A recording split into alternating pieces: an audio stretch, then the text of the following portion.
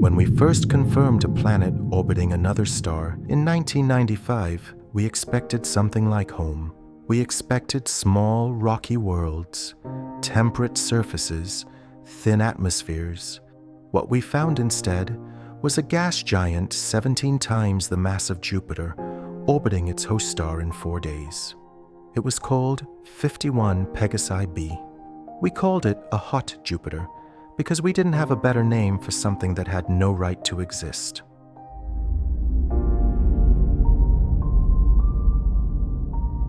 In the 30 years since, we have confirmed more than 5,000 exoplanets. The distribution is not what we hoped. Gas giants of various sizes dominate the catalogs. Rocky planets, small, solid, potentially temperate, are a minority, often a distant minority. And the rocky planets we do find tend to orbit in conditions that would sterilize them. Too close to violent stars, locked tidally, irradiated beyond any biology we know. The universe, surveyed honestly, looks like it prefers to build Jupiters, not Earths, Jupiters. This is not a comforting fact. Most people in science communication don't lead with it. It tends to close conversations rather than open them. But it is a fact, and facts do not become less true because we find them inconvenient. Today, we are not going to talk about Jupiter as a threat, or a guardian, or a wonder. We are going to talk about Jupiter as a mirror held up to a universe that does not, in any operational sense, prefer us. The NASA Exoplanet Archive is the closest thing we have to an honest accounting of what the universe produces. As of the latest confirmed count, the largest single category of detected exoplanets is gas giants, planets with masses ranging from roughly half a Jupiter mass to several times it. Super-Earths and sub-Neptunes follow. These are worlds too large, too dense, too hydrogen-rich to host the kind of chemistry biology requires. True Earth analogs, rocky, temperate, orbiting at the right distance from a stable star, remain stubbornly rare. Now, there's a standard counter-argument here, and it deserves a direct response. The counter-argument says, we detect large planets more easily because they produce larger signals. Our instruments are biased toward gas giants. The rocky planets are simply harder to see. This is correct. Detection bias is real. It does not, however, eliminate the problem. Because even when we correct for detection bias, when we apply the mathematical adjustments required to account for the sensitivity limits of Kepler and TESS and radial velocity surveys, the corrected distribution still shows a universe that builds gas giants more readily than it builds rocky worlds. The bias correction improves the statistics for small planets.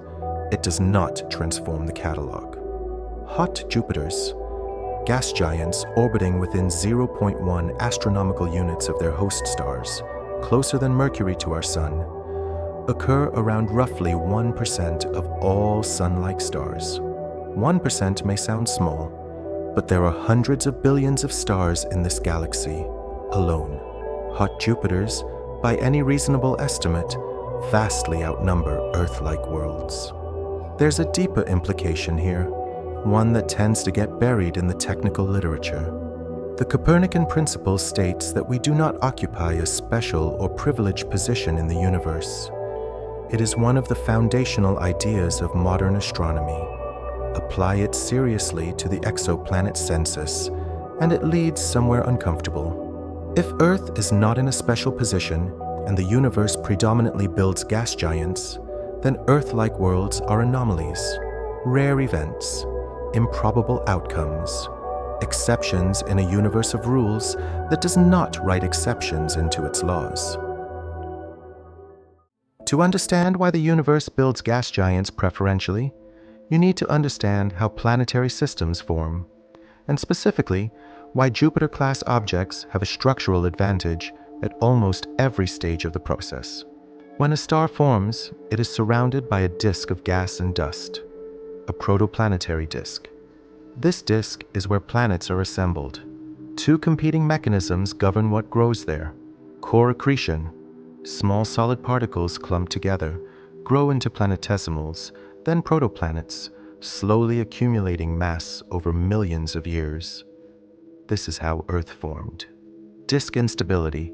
Regions of the disk become dense enough to collapse gravitationally, forming a massive clump of gas directly, almost instantly, in astronomical terms. This may be how many gas giants form. The critical point is timing. Protoplanetary disks do not last forever. They are dispersed by the radiation pressure of the forming star within roughly 1 to 10 million years. After that, there is nothing left to build a gas giant from. Rocky planets can form from what remains. Gas giants cannot. This means gas giants have a privileged window, a brief opening in the early life of a stellar system. And if conditions are right, they claim it. The conditions that favor gas giant formation: a disk rich in volatiles, a host star that forms slowly enough to allow accumulation, a position in the disk beyond the frost line where icy material is abundant. These conditions are not rare. They describe a substantial fraction of stellar systems. Our own solar system experienced this. The Grand Tack hypothesis describes what Jupiter did in the first few million years of this solar system's existence. Jupiter formed beyond the frost line, as expected, approximately 3.5 astronomical units from the Sun. Then, it migrated inward. Gravitational interaction with the disk drove Jupiter toward the Sun, clearing material as it moved, scattering or destroying objects that would have become planets. It may have moved as close as 1.5 astronomical units, roughly where Mars orbits today. Then Saturn formed, and through a 2 to 3 orbital resonance, Jupiter was dragged back outward to its current position. The result of this migration was decisive. Mars was deprived of the material it needed to grow. It stopped at roughly 1/10 of Earth's mass.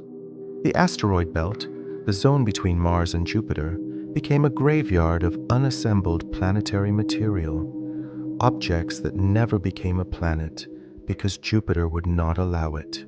And the inner solar system was seeded with water-bearing material, flung inward by Jupiter's gravitational wake, possibly making Earth's oceans possible. Jupiter simultaneously enabled life on Earth and prevented it from arising almost everywhere else in this solar system. That is not a coincidence.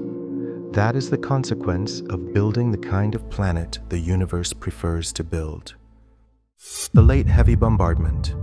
Approximately 4.1 to 3.8 billion years ago, the inner solar system was subjected to a sustained period of intense asteroid and comet impacts, a geological and biological catastrophe that lasted, by some estimates, hundreds of millions of years. The current leading explanation for its origin involves the orbital resonances of the outer planets: Jupiter, Saturn, Uranus, Neptune, shifting in a way that destabilized the asteroid belt and sent its contents cascading inward. Every impact that created a crater on the Moon during this period was a consequence, direct or indirect, of the gravitational dynamics of a gas giant. The lunar surface is a record of what Jupiter-class gravity does to a solar system over geological time. Every crater is a sentence in a language that says, gas giants do not coexist peacefully with small rocky worlds. They shape them, they bombard them, they determine what survives. And yet, something survived here.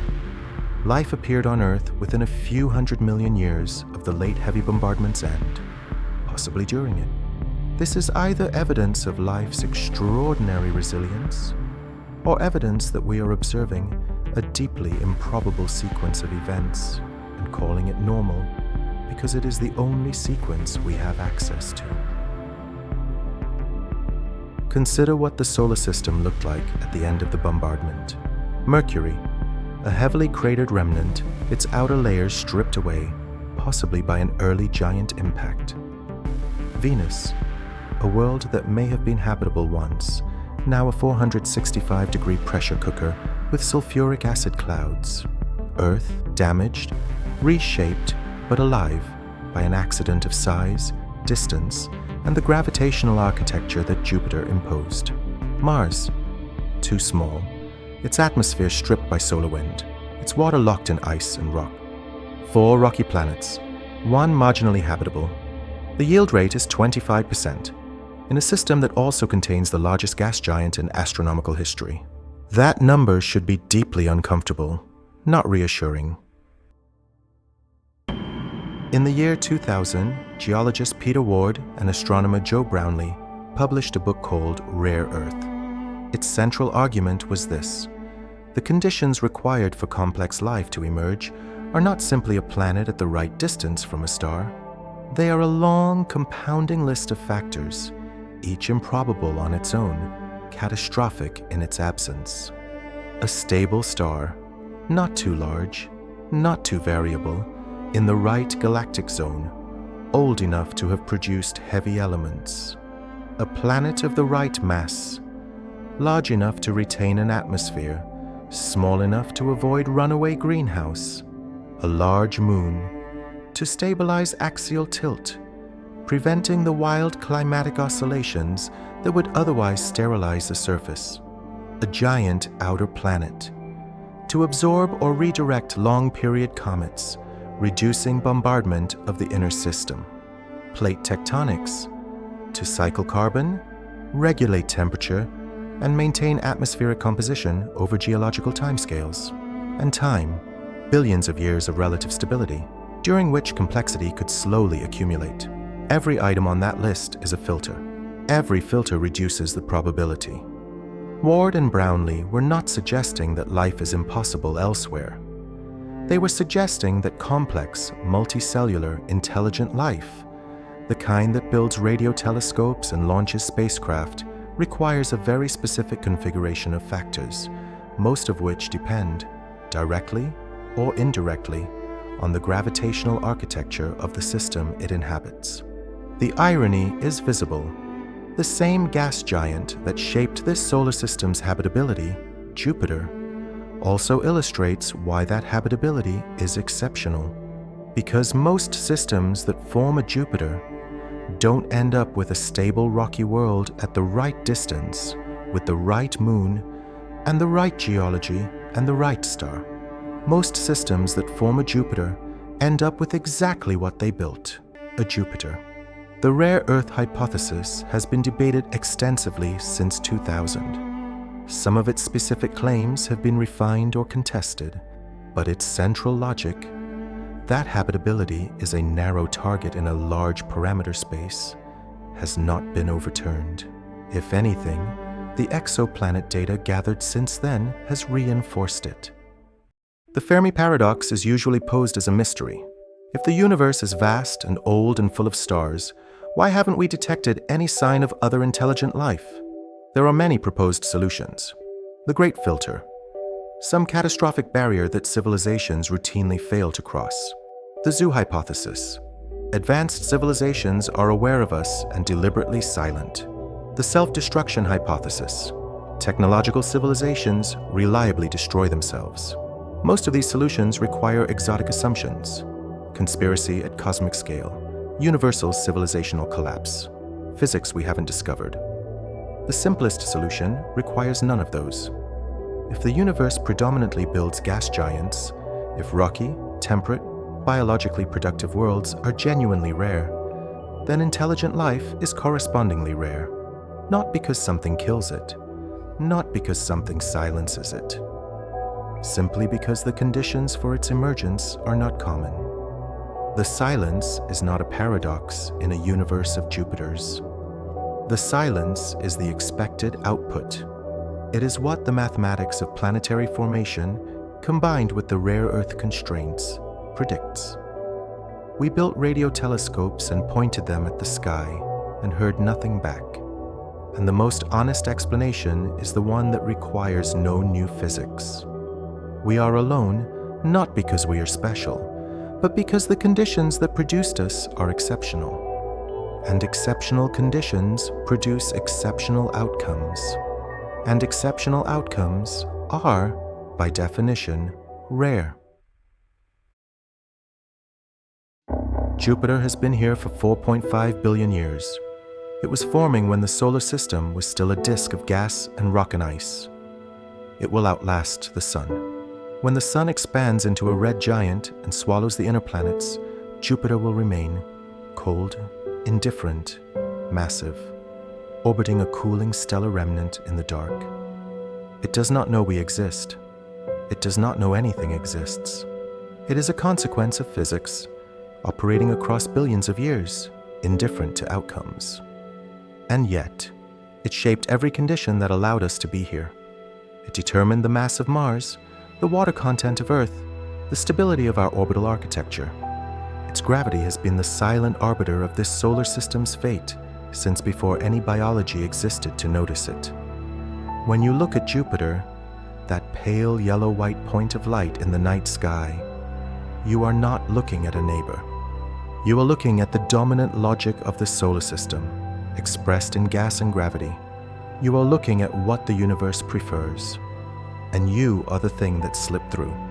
Not because the universe intended it, not because the physics conspired to produce you, but because a very specific sequence of improbable events, each one contingent on the last, unfolded across 4.5 billion years on a small rocky world in the shadow of a gas giant that could have ended it at any point and simply didn't. There is no comfort in that. There is no design.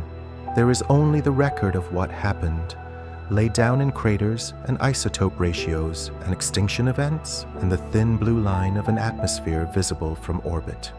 The universe builds Jupiters. We are what survived one.